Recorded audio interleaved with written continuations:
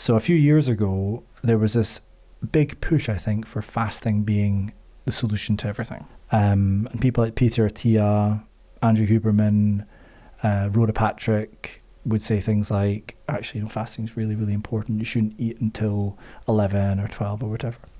But there seems to have been a big 360 now, which is that you should eat protein as soon as you wake up in the morning. So that's just one example of whether you agree with it or not. But can you think of any other examples where things have changed quite a lot? Yeah, I think the fasting one's a good one, because you can actually find research like for and against a lot of these things, and not just research, but just kind of narratives. Like a lot of that realm kind of came from narratives like, oh, you shouldn't eat for this amount of time in the morning, it's good to stay fasted. But no one really said like why. Oh, it might increase insulin sensitivity. But then you could also look at research that shows that your insulin sensitivity kind of peaks at about 12. So the whole idea now is that like you have a small breakfast, a decent sized lunch, and then a small dinner if you wanted to optimize for that. And I, from looking at a lot of the research, and I always try and do this, like my own prejudice is probably a little bit against long-term fasting. Like kind of like what's the point? Now it might be useful in terms of calorie restriction and just keeping on top of that, but I think a lot of the health implications of it are like blown out of proportion. I don't think we've got the data to support it. But I do think that time restricted eating is much more interesting and more in relation to your circadian rhythm and when you're eating your biggest meals and how active you are. Now, you get all into the science of it, and then when you pull it back to, okay, what's practical for clients, it really is like eat the most when you're most active, which is like, oh, so it does kind of make like a lot of sense. Like 12 o'clock like tends to be, you do have this circadian rhythm of insulin sensitivity that does peak around that time, but equally you're moving more. You're not having your biggest meal and then going to bed. And for the listener, like what would the benefit be of having increased insulin sensitivity in simple terms? It depends who you are. So most people kind of think this is inherently a good thing, and that would be linked to your risk of things like cardiovascular disease, and specifically type 2 diabetes. But I think if you're already fit and healthy, it's going to make almost no difference whatsoever. If you're someone who's pre-diabetic, maybe be thinking about it, or overweight and kind of leading towards pre-diabetes. The other really interesting group of people is women with PCOS, who do have this increase in insulin resistance or reduction in insulin sensitivity. And what's interesting about them is that that's often not caused by being overweight. So for most people, it's the excess of body fat that's causing this reduction in insulin sensitivity. But for people with PCOS, even if they're lean, they often still have this. And one of the really interesting things about the research around time-restricted eating, and I don't think this has been replicated yet, but it was a really interesting study. They matched the calories in two groups of people. Women who had PCOS who were struggling with fertility issues and weren't menstruating. And so they had the same calories. All they did was change the times that they had their biggest meals. So one group had like small breakfast, medium lunch, big dinner. The other group had big breakfast, medium lunch, small dinner.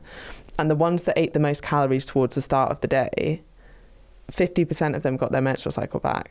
Wow. And it was I can't remember the exact, it was like a 12-week study. It wasn't particularly long. And in the other group, nothing changed. And you think, that's huge. Yeah, it's huge. You know, especially for people who have struggled with that. Yeah. And there's so much, you know, like there's so many kind of invasive procedures in terms of increasing fertility and really hard things to stick to or to put your body through, or the hormonal, you know, implications of that. And actually just kind of changing when you're eating, not even how much. That's incredible. Yeah.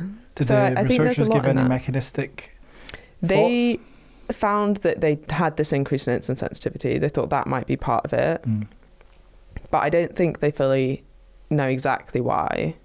But yeah, it that's what I find most interesting about not so much the fasting research, kind of distinctly like when you're eating, because most people think that doesn't matter. And I think when they say that, they think, well, it doesn't matter for fat loss. It's like, yeah, okay, at the end of the day, it's calorie deficit is how you're going to lose fat. But there are other markers of health, right? And even if you're not eating less per se, if you ate at different times of day, that also might have an impact. So basically, like if you take a 24-hour period or a 1 week period, the total calories you consume versus like the number of calories you use pretty much will dictate whether you gain or lose weight over a period. Mm-hmm. But potentially how you kind of stack the calories has an impact on your broader health beyond weight, essentially. That's what it seems to show, yeah. And then I think on top of that, which a lot of people just kind of ignore because you have to an extent in the research, but your behaviours are huge as well, right? So it might be that you tend to overeat in the evening, but if you know you're having a smaller dinner and you've actually eaten a lot earlier in the day, you're less likely to. And thus, over time, maybe you eat less, or you have better choices around food, or you're more likely, even if you think about decision fatigue throughout the day, I bet you get up and have a better breakfast, and you're much more likely to make poorer choices in the evening when you're tired, when you've made loads of decisions, when you're exhausted, you know. Absolutely. Yeah. Yeah. When people ask me about like, well, how do I improve my gut health and health more generally? One of the pieces of advice is start your day right. Because if you've had a really solid breakfast with lots of fruit and healthy fats, you know, you're more likely to participate in good eating over the course of the rest of the day because you're setting yourself up for success. Some people go a bit further, and this is not supported by any evidence, but they say, well, you're feeding the microbes the things they like, so then they produce signals to your body to say, I want some more of that. And don't you think not a lot currently of proven yet, but yeah, don't you think a lot of that though is quite just like a nice theory? And then because there's like a bit of theory behind it, again, it's that kind of placebo of, oh, I can almost feel my good signals coming towards, and it's more probably to do with what you said at first, which is that you started your day with a positive. So, and if you've like exercised in the morning and had a good breakfast, you're much more likely to choose a good lunch.